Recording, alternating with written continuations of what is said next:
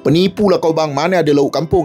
Ni saya tunjuk kedai yang memang lauk kampung kau tak pernah jumpa. Yang ini salah satu lauk kampung, turi dengan ubi. Yang ini pula pucuk paku dengan labu masak lemak. Cuba kau bawa orang tua kau datang makan dekat sini, InsyaAllah dia suka. Ni pun lauk orang lama, ikan masin. Dia masak sekali dengan batang keladi. Lagi best dekat sini, macam-macam sambal ada dekat sini. Lauk-lauk unik yang macam ini memang payah nak jumpa orang buat. Kalau ada 100 kedai, mungkin satu kedai je yang buat. Yang ini saya punya favourite ni, ikan baung asam pedas. Biasa ikan baung orang buat masak lemak salai kan. Makan pula nasi panas-panas dengan ikan pekasam dia, Masya Allah. Lauk-lauk yang biasa macam patin tempoyak tu kan, daging salai masak lemak, ikan keli salai masak lemak, siput sedut, semua tu ada dekat sini. Pilihan lauk lah, saya tengok hari tu lebih daripada 20 jenis. Salah satu sebab lagi saya suruh korang datang makan dekat sini sebab apa tahu? Harga dia murah. Dia punya murah, kau tengok macam ini, whole leg ayam gepuk RM8 je, ikan keli pun RM8 juga. Ada juga yang special dekat sini, asam pedas klepot ataupun kari klepot RM15 je. Okey, lepas ni kalau nak makan murah-murah, nak makan lauk kampung, pergilah makan dekat sini. Lokasi dia dekat Bandar Muar, tak jauh pun daripada Melaka, dekat je. Dia punya nama kedai Keli Tanjung Emas. Simpan siap-siap video ni. Okey, bye.